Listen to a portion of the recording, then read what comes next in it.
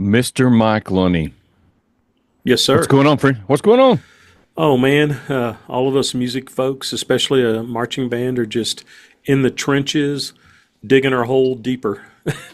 At the time of this recording, we've been marching now for late July, August, September, almost 3 months, huh? 2.5 months? Yes, and this is the week prior to most of our UIL region marching in Texas, Cool.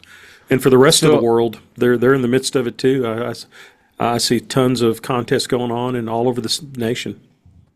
so at this point, everybody's just still chugging, having fun, excited to be going, right? Not necessarily. What? I think they want to be having fun, but at this point of the year, the teachers, the band directors, they're feeling the pressure from admin in terms of paperwork and turning in stuff and appraisals. Students are in the midst of, grades are coming out. The Here, say, stress have of we hit a grading academics. cycle yet? Yeah. Oh yeah, we've hit a grading cycle. So now it's time for the directors, and that puts more stress on the directors because if a student is ineligible, we've got to figure out a way to try to fill that hole on the field with alternates or whatever. If we're lucky enough to have alternates, or to change the drill if need be. I'm So I already think, gonna I'm or gonna go interrupt ahead. you already. Yeah, And I realize it's past, so this is probably something I should leave alone. But you know me.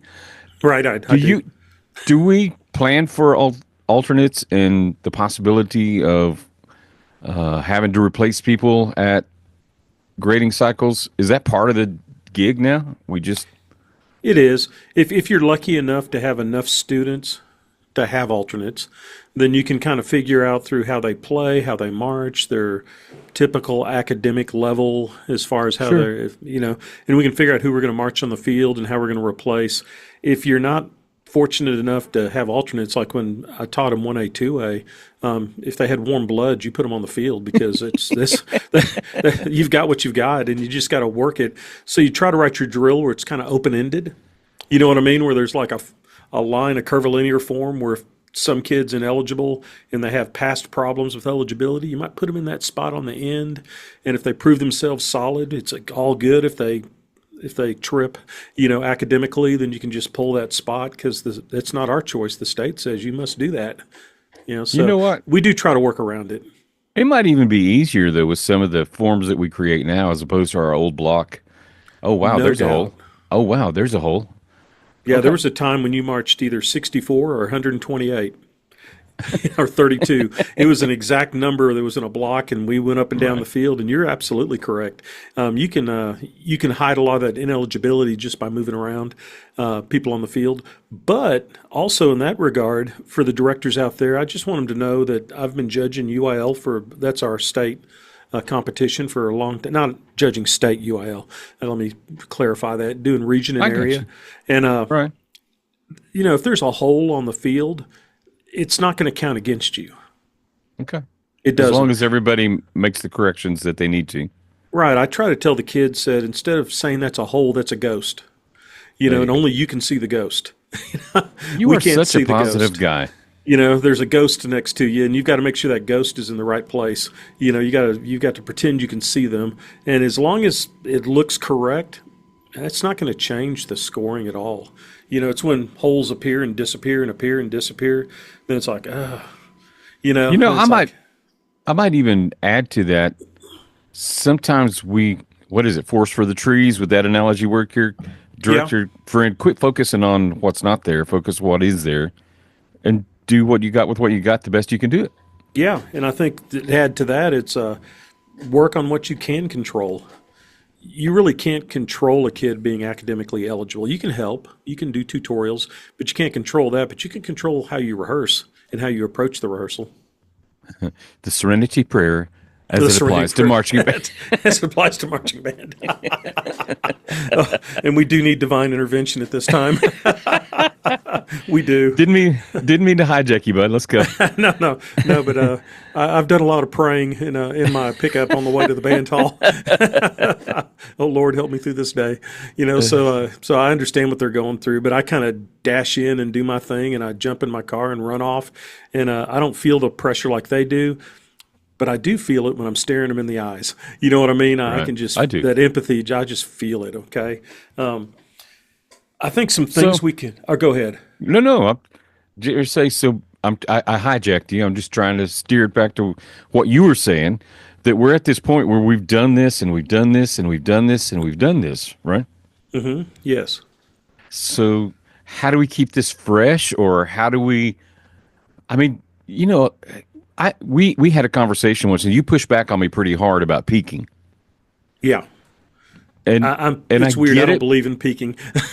but at the same time, this is kind of the same concept for me that you've got to get everybody to the finish line pushing hard, right?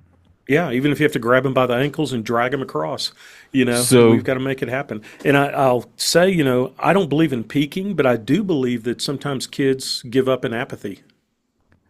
okay, I'll take that, So it's not that they were climbing Mount Everest and they didn't get to the peak and then, oh, and that's we're the up best here. they could ever be. Okay, I That's got best, that. it's just that they Yeah. just go, I'm just tired of this. I don't want to do the same thing over and over again for another month. So so what do we do? So what do we do? I think one real key ingredient is to change the rehearsal structure, and I can give you some ideas of how we can do that are really productive. But the number one thing is most bands operate from the level of the staff, even if it's a staff of one. All that information comes from that person or those people, and the students are the receivers of information. And so everything's analyzed by the people around them, and they're told what they're doing wrong and what they're doing well. I really like to get the students involved in the process, and it doesn't have to be grandiose by any means. Sometimes, if you want to do it really quickly, it can be, hey, we just ran that chunk of drill. Raise your hand if you have something we can correct. And a kid will raise his hand, and they might have a good idea, they might have a bad idea. Either way, at least they're engaged, right? Right, In what we're doing. And then you can even amp it up a little bit more. I like to have it where it said, okay, we're going to run these two sets and play this music. Then I want you to pair up with the person on the field. I'm going to give you 30 seconds. And I want you to tell that other person something you thought went well and something that we need to correct. And do you see how this kind of changes their mindset? right. They're not the person dragging the stones to build the pyramid. They become the engineers. Okay. So they're actively engaged in what's happening with it. And you And can I would even have say them, or go it ahead. probably changes it from an eye roll to a, oh, wait a minute, let me think about that. Yeah, because they've never been asked to think about it a lot of Right. times. And they hear over and over the same person say this, what feels like saying the same thing. Yes. Yeah, so they just start to tune them out. Right. So up till now, there is a portion in when we teach when it is like I'm the fire hydrant and all the water comes from me, and because we're learning drill, we don't want a kid going, I don't think this needs to be a curvilinear form here. I think we need, so you see what I'm saying? So there is I a do. point where we're kind of just giving them the information, but now it's the time of the season where we can kind of turn it around and ask their opinion. Their opinion's not always going to be great. Sometimes it'll be very insightful. I've had some of my most difficult music problems solved by kids on the field. I said, I think if we do this and we do this, oh my gosh, they're correct. Because they're smart kids. They can make it happen. But they become the giver of information, and they're helping each other. They can even pair up and let's say a woodwind feature, and say, okay, woodwinds, right now go over to the end zone, and I want you to pair up and play your woodwind feature for each other. And then after you do it 3 times, give each other information, then pair up with another person. And then do the woodwind feature again over in the end zone while I work the brass and percussion on some marching. Okay? So I think those things help tremendously to help out the band. I think what we fall into a trap, and I was guilty of this, especially in the first half of my career, is we get to this point and we think, the judges tell us, hey, we got to work on fundamentals. They're Right. correct. Okay? But then we go, all right, let's do a box drill. And the kid's like, oh God, we did that in August, and so we kind of lose them. So we can work the fundamentals in different ways. We can have Okay. them track the show on the track. We can do those things like that. What? Okay. Let's assume that I'm the dumbest guy in the room. It's not a stretch, but what do you mean track the show on the track? Well, I I would don't. line up take the batter just like a parade formation Okay. and just literally just march the show around the track. And I'd have the kids line up, not inside the lane, but on the white lane marker. They just march the line. And so we can march the show, figure out our feet, figure out our posture. And I know it's kind of hard sometimes because our shows have really artistic moments, but for big chunks of the show, we can march it. And that way Sure. they're not on the field worried about set 16, coordinate sheet this, UDB app. They're just worried about how do I look? How do I play? How do I Rolling line those up? feet. Yeah. Rolling the feet, getting the shoulders back, the head up. And that's enough to give them just a chance to go, oh, this is different. Just Okay. enough to shock us out of that, okay? And I've even had the kids when they pair up working on fundamentals saying like, okay, I need y'all to pair up in groups of 2, 3, 4. And then I would have them with their phones take video of each other's feet marching and then show it to them. Because Right. sometimes kids think they're doing it right because it feels right. But we can't really see what our feet are doing when our head is stuck up in the air, our nose is in the I air, get and our it. horns in position. So just little things like that, that just, a picture's worth 1,000 words. You can show it to them and say, hey, this is what it's looking like, man. And the kids are like, they get into that because now it's a group activity. Right. And plus, the validation for that is that I've seen professionals. That's how we teach baseball swings. That's how we teach golf Yeah. swings. That's how we, Yeah, where do you think I stole it from? Yeah, Okay. You're exactly right, man. They'll do it. You can even do on our phones nowadays. You can record in slow motion. Right. So you can record their feet and you can analyze it in slide by slide. And the you can even kids love stop it. and say, look, right here, this is what I'm talking about. Yeah, yeah. When your heel touches the turf, your knee should be straight and your toe will be perfect. And then you can show them, hey, when your heel's touching, your knee's really bent. So now let's Yeah. do that again. And it's a real positive thing. Now, I will say, will students use these moments to just do nothing? There are some, yeah. So I Sure. mean, as a director, you've got to kind of take that as the profit loss moment of a business. Since some kids will be talking about cherry limeades at Sonic and who they're taking to the homecoming dance, instead But of doing in what fairness- they're supposed to do. But most of them will do it right. In fairness, as a person who has managed adults, it's not just students. Yeah, it's also Mike Lunney. Times in service, we're sending text to each other at in service. Hey, where are we eating lunch today? That's And arguing about who has the best enchiladas in Abilene. Hey, While who the does? principal's giving us information. Who does?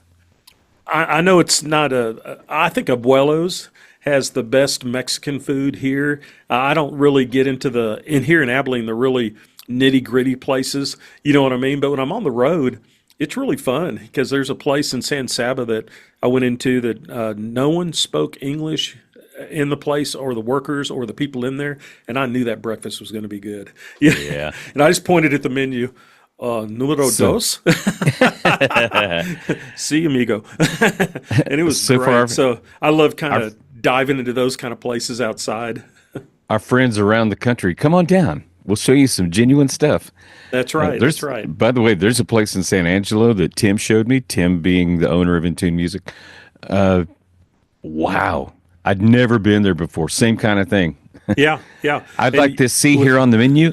Yeah, yeah. You just point at the picture. But it's awesome. It's awesome. All right. So as we okay. just dwaddled Yeah. around, Yeah, that's right. As the directors out there going, I wish they'd just shut up and tell us what we need to do because I'm saying. tired and exhausted and I'm emotionally strung out and they're talking about enchiladas and burritos. So back to business. Back to business. I would have the ensemble when they march maybe sing through parts, maybe hum through parts.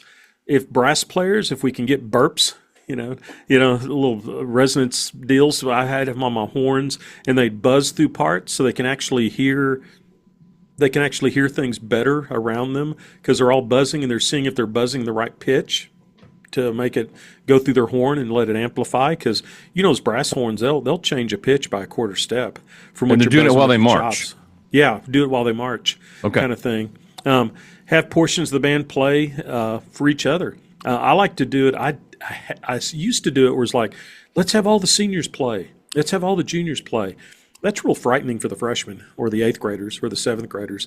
So I would go for things like if your birthday month is an even number, I want you to play. And then have the ones that Okay. their birthday month is an odd number play.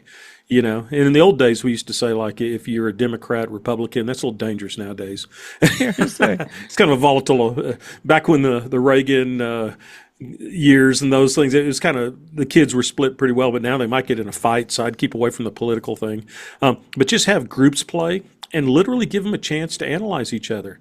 Sometimes you'll have a kid say something really kind of brutal and kind of, in essence, kind of stupid, you know, just to pick at a kid. And you have to kind of control the dialogue a little bit. But once you do it a couple of times, they really get pretty good at it. They'll say, Right. hey, man, make sure we pop our fingers really fast on the 16th note runs. Let's make sure to blow the air through. You know, they start to pick up on things and they become like assistant band directors. You know? Right. Right. You know, they become a ton of assistant band directors instead of me versus them. Now we're all in this together. Okay. Coach on the field. Coach on the field. Yeah, coach on the field, man. And that's another thing, too, is that this has to do with the mid-season slump, but the best bands I've ever worked with when I get on the field, those kids are communicating all the time. They're not quiet. You know, they're constantly, there's people saying, you know, a 16 count, stop, body move, plie. You know, they're discussing what's happening on the field in a low enough voice where the press box can't hear it or the crowd, but the kids on the field can hear it. It's a constant communication. So, and I know I'm in trouble when I get on the field and every kid is silent. They're all like little islands. Right. You know, so that's just an aside, but something to think about. No, I was going to, a lot of the bands I was in, and listen, my individual talent aside, I was in pretty successful groups, and we were always saying, hey, shift left, or, you know, look, Yeah, yeah, look, yeah. here's your, you know, your point that you're focusing on, your anchor point. Let's go. Yeah. Line up, bells to the drum major, bells to the drum Right. major. Right. You know, just communicate the whole time and count while you're not playing. So that's kind of an aside, but it has nothing to do with this particular podcast, but very useful. Okay. Change the music rehearsal setup. You know, we all get into our block and we play, or we all get into our music arc and we play. I like to maybe put them in a circle around me and then have them all switch positions with like percussion in the middle and brass woodwind around them, and then Right. have them switch within their section. So it's not all the first and all the seconds. Then even tell them, just switch anywhere on the field. You're not allowed to stand next to the same instrument. Now that doesn't work for every person because there's like 30 clarinets and Right. 5 tubas. But you know, you end up like a tuba, mellophone, trumpet, trombone, you know, and all of a sudden their part is a little more exposed where they can hear themselves and the band will get better and it's different. You know what I mean? The kids are like, oh my goodness. And psychologically, I think it helps them push through this kind of slump moment that they can kind of hear each other. Another thing is just make sure your guard, color guard, and front ensemble is involved in this whole process. Everything I talked about, front ensemble could do the same thing with playing, not marching, of course, but there's lots of cool body movement. Are we going to downstroke on the vibes right here? Are we going to upstroke and pull the sound out? And how are we going to show our expressiveness through our face when we do this? They can team up and do the same thing. Guard can face each other and do work, or they can just use a pole and just shadow without even a silk on the pole. So I say that because sometimes directors start to think that all that really matters is the battery and the woodwind and brass. They don't mean I to get do it. that, but it gets their attention. You know, it gets their attention, and that, oh, the guard will take care of them. No, the guard's not going to take care of themselves. They're an important part today more than ever. An important part. They visually express our shows, so keep them involved with it. Keep them involved And I want with to it. jump in there with you on that because I'm not an adjudicator. I haven't been, but one of the things that really bothers me is out of sync, especially flags. You know, when and not sometimes when it's one person that's out of sync, everybody else is hitting it. I'm fairly forgiving. Yeah, I'm just talking about my opinion as I'm watching. right, right. Well, I agree with you. But if there's nobody hitting at the same time, that's a problem. That's distraction. Yeah, I mean, I analyzed and gave information to my friend Chris Cooper out in LaGrange of ZZ Top fame. No, but the town is LaGrange. But a beautiful show, and I'm not a big time. I don't know what to do with guard, but I find people who can, and I give them resources, and I can help a little. But man, his guard was stunning, and it's amazing how much it makes the show better. It just makes it more emotional, has an emotional Compliments, hook to right. it. Yeah, it's great. Okay. This one kind of gets a little more philosophical, I guess, but when it comes down to it, it's what we're in music for. Discuss how we can be more expressive visually and musically. Discuss it instead of just Right. saying get louder, get softer. Something visually is as common and simple as how we wear a uniform. Think about that. Agreed. How many times have you seen a band on the field and they got shakos off the back of their head and look like a yokel? They've got, you know what I mean? And you're going, it looks like they've never worn a shako before in their life. And then you see other bands where everything's cinched in and it's 2 fingers above the bridge of the nose to the bill and everything's right and the plume doesn't go whoop like a unicorn. You know what I mean? All the things have been addressed. Those details visually are super important, and we express Right. ourselves, our pride through that. In fact, at Arian State, no matter how many kids I had on the field, in the tunnel at the Alamo Dome, I adjusted every plume of every woodwind brass percussion individually. No one else helped me do that. It was my time to look that kid in the face and say, "Have a good show." And I'd make sure that when their head was at the right moment, that plume was straight up instead of going or to the side or those. You know, It's a little thing, but then even more so musically. right. How do we express ourselves? It's you and I know because we're adults, but I like to tell the kids that now in this ballad, when it crescendos to this big huge hit point, said, "What's a time in your life when you just felt really really good about the place you're in?" And I'll give them an example. I'll say, "Hey guys, I'll tell you this. I've used this at a clinic this year. When I was in New York last November, I was with a group performing at the Macy's parade as a performing member, and I had my grandsons with me, and one is only 2 years old. My son and daughter-in-law went to go see a show, and we set all that up, and I watched the grandsons at the hotel. And then, he came crawling over to me, and he walked over and said, 'Hold me, Peepaw.' And so I held him, and they'd been going strong all day, and he fell asleep. And honestly, it's hard not even to tear up now, but I just got emotional. Right. You know what I mean? Because of just that closeness of him wanting me and me wanting him.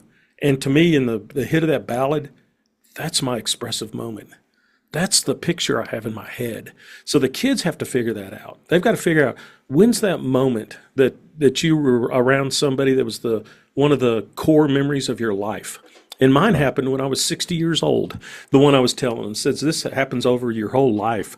So I don't know what you think about that, Derek, or things. Have you ever dealt with that with kids or, with your own playing? Oh yeah. And here's the other truth. I'm an emotional person anyway. And so my wife, she doesn't laugh at me. Yeah, she does. But I still sometimes a commercial comes on and she'll look over and I'm like, But the point being, they figured out how to touch me in that 60 seconds Yeah. with something that may have, how do I say this right? We want to express what we're playing, but they touched us with something that may not have even been connected to the product Right. because they know, and I'm not trying to turn this into something that it's not, but they know that your emotions are more important than your cognitive reasoning when it comes to buying things. We buy experiences. And so, band director friends, as you express to your kids, how are you going to connect them? I'll tell you a fun story. And I may have told you this before. Way back when, marching contest, we were outside. It was freezing. I mean, it was freezing on marching contest day. Our band played, we did a great job. It was fun, but God, it was cold. And so the band after us, for us, the cold was a negative. The band after us came on and they played the theme from Ice Castles. And if you don't know the theme from Ice Castles, go listen to it. Na, na, na, na, na, na, na. Don't sing, don't sing. It's a ballad. Hey, take it easy. In the middle of their performance of Ice Castles, little pieces of sleet started falling from the sky and tinking off those brass bells while they're playing. And I was just like, apparently, God helped them create. God created this emotional moment. Yeah, they're closer to God than us.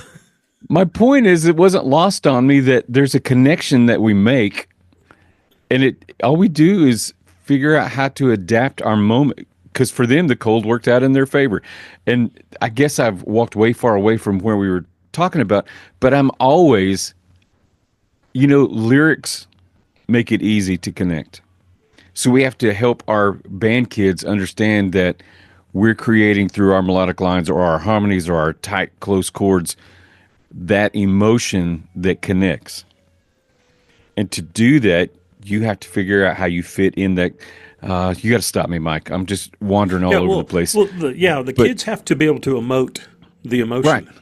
They have to do it. I judged 47 bands in Lubbock Saturday, so like 6:45 in the morning till 10 o'clock that night, and wow, one band, one band had a show that was emotional and had an emotional hook right, and touched me. That was Lubbock High School, Dallas Bayless.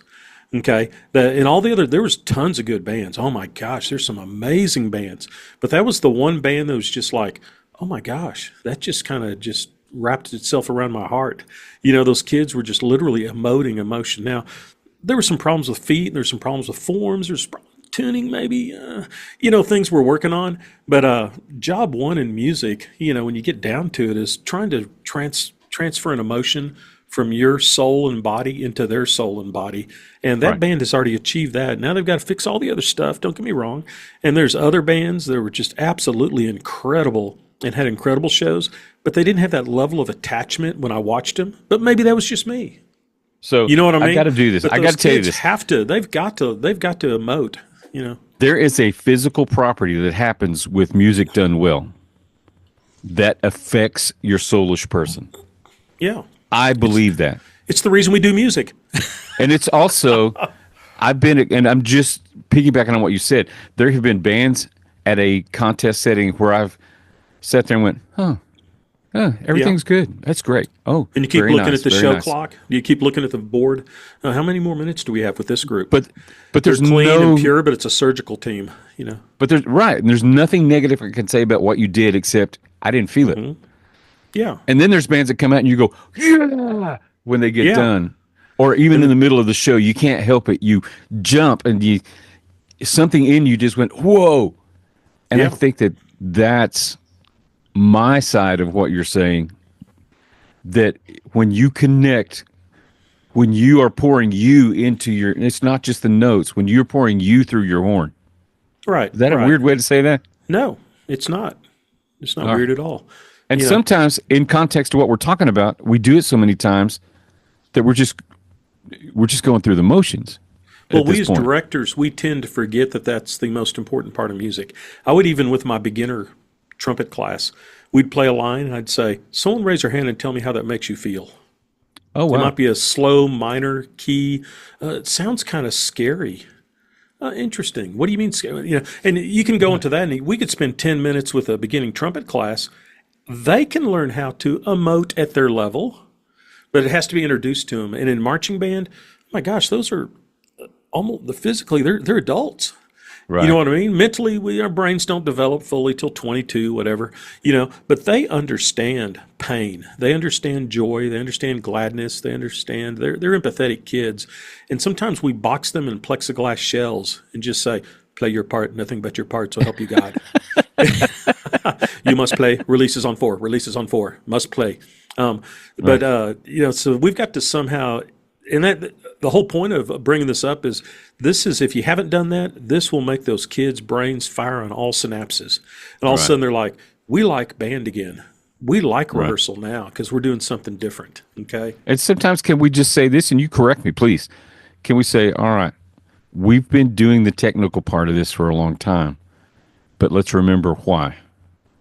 Right. And now because we've, whether it's muscle memory or we've learned the things that we need to learn, now we put our heart in there and we actually make this music instead of just a technical exercise. Yes, no, that's correct. And so I really preach to them at this time of the year. Picture like a stool with 3 legs, and each one of those legs are important in how we perform as a musician. One is our technique, how we've practiced our technique. One is our intellectual understanding of what we're doing. And the third is the emotion.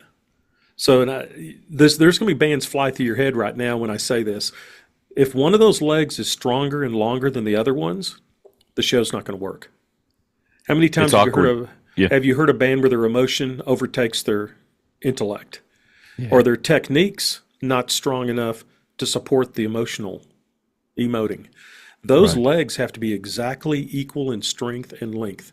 And once that happens, those are the bands that when you see them and they leave the field, you go, wow, that was a good group. Right. And in my mind, I'm thinking all three legs of the stool were exactly equal. And man, those legs were like 6 feet long. And And I will. there was not a moment when those were out of balance. So they intellectually understood it. They worked the technique. It made them where emotionally they could pull out and just grab your heart in the audience. But that's where we have to go to right now to get through this slump. Right. Okay. I I'm all about that. That's right in my language, my love language, there, buddy. Yeah, it's great, and we get so caught up in the minutia of what we're doing, we forget that sometimes as teachers. Set 41 just doesn't look right on the video. Let's work on that for 2 hours. That's not wrong, but do something different for 10 minutes. And then Right. work for another 30 minutes on something else. Another thing, we as directors, teachers, staff, especially those ladies and men who are out there as the staff, you know, and we've gone through this before, but you got to do something to take care of yourself because you've got to have high energy in the rehearsal. It's easy for me because I'm the evangelist preacher that comes in on the car and I just preach the gospel to them and I just get in my car and thump my Bible and leave. Hey, praise marching band. So I do that thing. But as an everyday teacher, you've got to come in because the rule, in my opinion, is if you give 100% energy, you can only really expect about 70% back from the people in front of you. So if you go in with 50%, Right. and then you complain at the kids for being apathetic while you're up there flipping through your notes, going, all right, set four, If you guys would give me hurry, something, kids, I'd hurry, teach better. hurry, Yeah. yeah, hurry, set four, hurry. Everybody, wait a second. I dropped my coffee.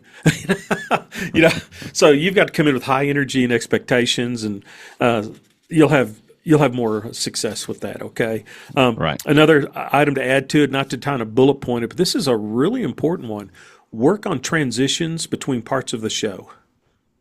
That's something it seems like directors rarely look at, and I was guilty of that until clinicians came in, because all of a sudden it stops, and then sometimes like there'd be like 20 seconds as some drum major comes off the field and picks up a flute, gets ready to play a solo, another drum. You know what I'm saying? It just goes on. The guard goes all the way across, and we're just standing there. We're just waiting in the stands.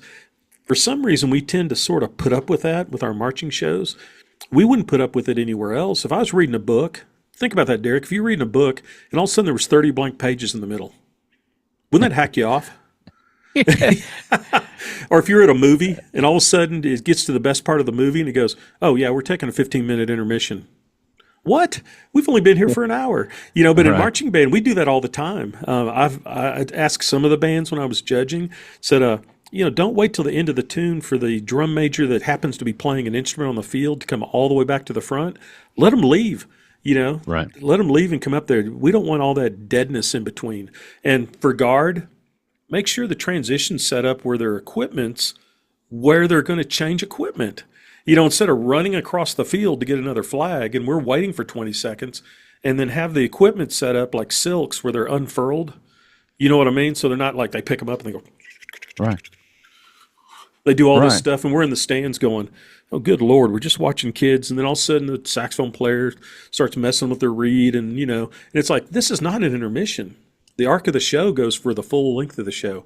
So work that as a band director. Make those as precise and concise as possible, and everybody moves professionally with intention. When that happens, then our mind's thinking, what's coming up next?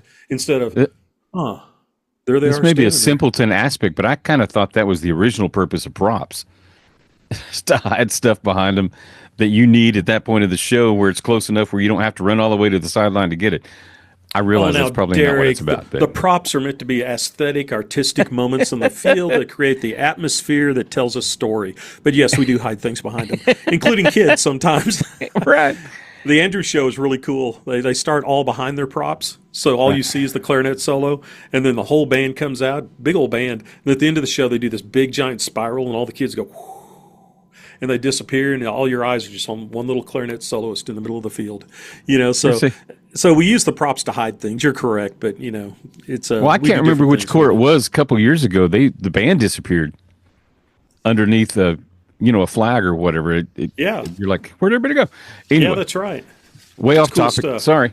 No, that's all right. Uh, Talking about transitions, but and it again, so many shows now. I don't know the right term. They're like one. They're like movements of a single piece of music, as opposed to, you know, five separate rock songs, or you know what I Right. mean. Yeah, I There's call kind them of scenes. They're like scenes in a play. so they were made to connect, as opposed to have 30 to 45 second gaps. That's And it's right. not that long, but it feels like 5 minutes when you're sitting there watching it. Yeah. And something is minute but important. I'll see bands finish part of a scene, and then the guard will have like three more moves, and then they wonder why the audience is not clapping. Right. Think Because you about didn't that. finish.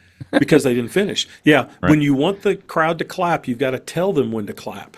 Okay, you got to make it where it's not awkward. There was a old George Burns, old comedian, and I'm Yeah, not I really know dating George. myself. Did you know he told you when to laugh with his cigar? Right. Say goodnight, Gracie. Yeah, he would just hold his cigar and then he'd tell a joke and go, and everybody in the audience go, ah, that's when we laugh. People feel That's comfortable when you tell them when to applaud. Okay, so you've got to make it happen. So just make sure that, tighten up those transition points as much as you can. Sometimes you want a little bit of a respite, but man, it gets kind of boring. Make it where the whole show is one entire show with multiple scenes. It's not like little 30-second moments of blankness between, I got it. the scenes. Okay. So I'm still behind in my thinking. It's almost, we used to do horns down at the end of a selection, or they got where they get dramatic and they do this whole thing with their horn at the end of and it's kind of that Yeah, a you're cue telling for the the audience. You're cueing the audience, yeah, and that's they cool. appreciate it. They appreciate it Yeah. because And, it's not manipulation. They know that they're with you now. They understand the right. show. Okay, Well, maybe and it is manipulation, but that's what we're doing. yeah, I don't mean negative manipulation. yeah, yeah, yeah. We're Sorry. sharing. We're sharing We're with them. sharing. Now, okay, good, We're good. sharing. It's like when the pianist gets up from the piano and bows to the audience. That's when we clap, right? Right. When the conductor turns around and has the concert master stand up and the orchestra stand up and they bow, that's when we clap. It's Right. a tradition of our music, and we forget that in marching band. We just kind of finish something and then we just kind of stare at the audience, and the audience is like, I, I don't know. Are we supposed to clap? Make sure that you manipulate that, to where you're telling when to clap. Because there's nothing worse than the parents going, I don't know when to clap. And this sounds funny. Some of my Wiley parents, where I taught for a long time, will tell you this. I would give them a cheat sheet on Almost when like to, the light clap, I applaud. wanted to raise heck when needed in the show. Said, okay, after this solo, I want y'all, and they would tell each other. I'd give it to like 6 band parents, and they'd go in the stands. Okay, we'll tell you when. Now, Woo! and it helped the kids because the kids Right. got immediate gratification back from that. Okay, and to kind of finish up with some of it, I hate to say it this way, but have realistic goals, especially if you have 7th or 8th graders on the field. You want them to stay in band. Right. And No, I got the it. biggest problem, and with me as well, is that kids would tend to quit band, and I really believe it wasn't the stress and the workload. I think they were bored, especially when I taught at schools where we marched 7th grade and 8th grade. By the time they're a sophomore, they've been doing this for 4 years. The last thing they want to do in October is let's do a week of marching fundamentals. Right. And they're going, I could be in robotics class right now. I could be do Yeah. something that I think is fun. So, don't work as the fundamental beatings will continue until excellence is achieved. If you approach it that way, yeah, you'll get it done. I mean, your fundamental beatings will continue. It's like, let's work on this: shoulders, shoulders, shoulders, feet, feet, feet, head, head. They'll get there, but then they'll quit on you. Right. They'll look you in the eye and tell you something else, but they're bored. Teach them to be part of this shake-up and rehearsal.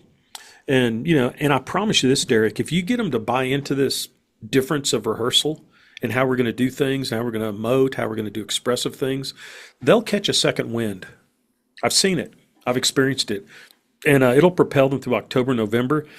I get the honor of going and judging a UL region contest this coming Saturday here in Texas. And I guarantee I'll be able to spot very quickly the bands that are still stuck in that rut and that slump, but do pretty well, and the ones that are just on the like that wave in Hawaii.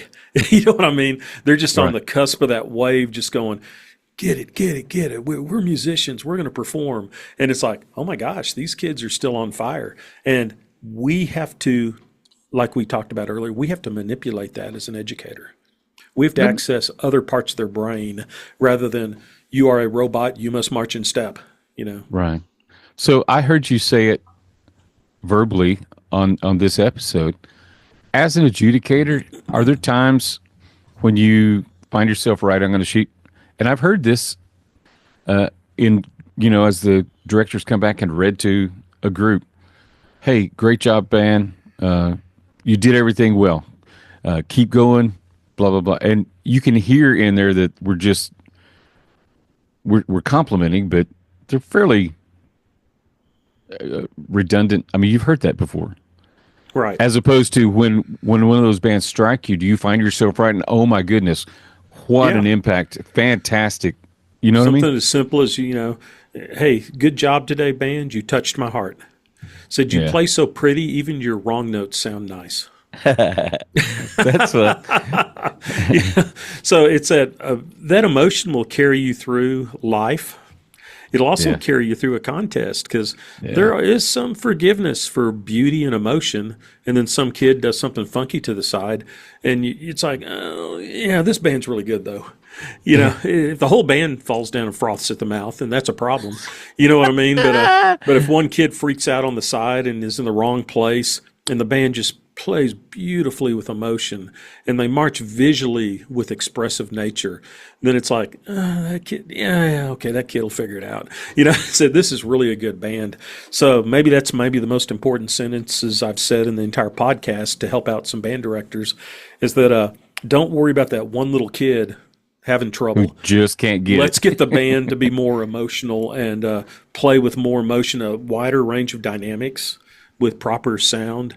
Those things go a long ways in a performance, especially at area marching where we're ranking bands one to another, where it makes it, oh man, that band, oh yeah, I remember that band. We just heard 23A bands at an area contest and you're judging Right. music. That one band, oh yeah. I It just remember makes them. you, yeah, you remember that group. It kind of sticks in your head. So, I got to tell you, Mike, that we've been talking about this, and I remember there have been times that after, and I realize that this is a gradual arc we're talking about, but I can remember finally getting to the day of the contest or the performance of whatever the big day, and knowing that we put everything. I've come off the field crying before yeah, yeah, because I put it out there and we finally did it. You yeah, know the, and so those are some of my core memories yeah. of marching. But And we make it where it's worth it to put in that extra work during the grind. You know what I right, mean? Where we're doing this, the kids are doing this for the people around them. I'll have them look at each other in rehearsal and say, look at all the people, make eye contact with all the people around you. You're working hard for those people, not for yourself. And right, it's such a cool feeling when we did an honor, thank, and remember show. It was really one of the best shows I think I've ever had put together. I didn't put it together. I had lots of staff help me with it and do things. But when they came off the field at the Alamo Dome and they're in tears and I'm in tears, and isn't that what it's all about? yeah, And we ended up like 20th out of 25 bands at state, but that's okay. right. We came and did what we meant to do. We came and performed. We were emotional. We did a good job. Other bands were stronger than us, and I can live with that. But to On go that down day, there right? Yeah, on that day, I don't want to go into a surgical theater and worry about the little tiny crumb of dirt that's on the floor, and that's our only concern. We need to be clean. We need to play better. We need to keep getting better. But if there's no emotion, it's not worth it. It's not worth right. doing. Okay, so it will be worth it. So I'm preaching to my band director friends: just keep after it. 3 weeks from now, this will be over, and we'll be on to something else. We'll be on to Sure. something else in our lives. So push, push, push, and push the kids, and it's going to be awesome. Create memories in the positive. Yeah. Yeah, yeah, exactly. Awesome. Man, great stuff. I hope that people are able to take this and find that little spark that pushes them through. You have fun at your adjudication. I hope that's rewarding for you as well. Oh, I love it. I love it. And I think we'll team up for one before too long. It's Yeah, we will be. I'll be running computers, and you'll be announcing at a UIL contest coming up. so looking forward to that. In the meantime, we wish everyone the best. Have your best couple of weeks and shows ever. Just keep pushing. We're almost Yeah, there. keep pushing and keep loving on kids. Make sure they know music's what it's about.